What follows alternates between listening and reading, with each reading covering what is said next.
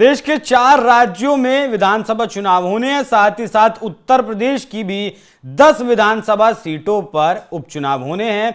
9 विधायक सांसद बनकर संसद पहुंच गए और 1 विधायक को सजा हुई है। योगी आदित्यनाथ या फिर कहूं पूरी बीजेपी, पूरे उसके जो साथी हैं एनडीए के, वो इन उपचुनाव को बहुत ही गंभीरता से ले रहे हैं, क्योंकि कई लोगों का ऐसा मानना है कि जिस तरीके से उठापटक जो खटास उत्तर प्रदेश में नेताओं के बीच है, उसे दूर करने के लिए योगी आदित्यनाथ को एक बार फिर से खुद को साबित करना होगा। और साबित करने का जो पैमाना तैयार किया है उन लोगों ने, वो उपचुनाव को किया है कि 10 सीटों पर उपचुनाव होना है। योगी आदित्यनाथ का स्ट्राइक रेट अगर इस उपचुनाव में 70 या 80% तक रहता है तो फिर योगी को हटाने वाला कोई नहीं है। तो मैं आपको बता दूं, वैसे भी योगी आदित्यनाथ को हटाने वाला कोई नहीं है। लेकिन अब मामले में ट्विस्ट ये आया है कि बहन कुमारी मायावती, जो अक्सर उपचुनाव में अपने कैंडिडेट्स, अपने उम्मीदवार नहीं उतारती हैं, उन्होंने भी इन 10 सीटों पर होने वाले उपचुनाव में 4 सीटों पर अपने उम्मीदवारों के नामों का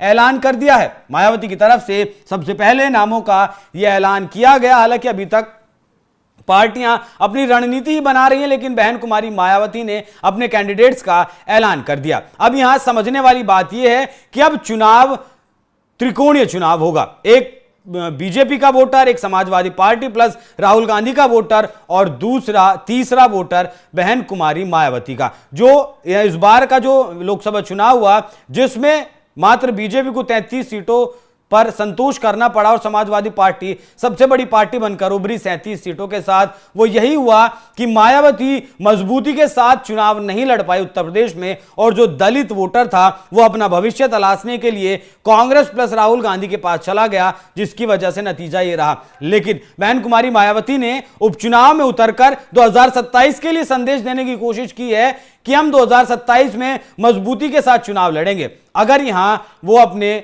वोटर को यह भरोसा दिलवाने में कामयाब हो जाती हैं कि वो मजबूती के साथ चुनाव लड़ने वाली हैं, तो वापस से उनका जो कोर वोटर है, जो दलित कोर वोटर है, जो लगभग उत्तर प्रदेश में 14% बताया जाता है, अगर वो मायावती के पास वापस चला जाता है, तब जो 2 लड़कों की जोड़ी उत्तर प्रदेश में काम कर रही है, वो एक झटके में नीचे आ गिरेगी और एमवाई समीकरण अखिलेश यादव के पास रहेगा। और वही मुस्लिम वोट बैंक कांग्रेस पार्टी का भी वोट बैंक है, तो उसके वोट बैंक में कोई बढ़ोतरी नहीं होने वाली। यहां ऐसे में बीजेपी सीटें निकाल सकती है। जिन 10 सीटों पर उपचुनाव होने हैं, उनमें से 5 सीटों पर एनडीए फिलहाल है और 5 सीटों पर समाजवादी पार्टी के फिलहाल विधायक हैं। ऐसे में योगी आदित्यनाथ ने अपने मंत्रियों की 80 मंत्रियों की भी टीमें उन सीटों पर तैनात कर दी हैं और उम्मीदवारों के बारे में भी बिल्कुल छान कर चर्चा चल रही है कि बेहतर से बेहतर उम्मीदवारों को उन सीटों पर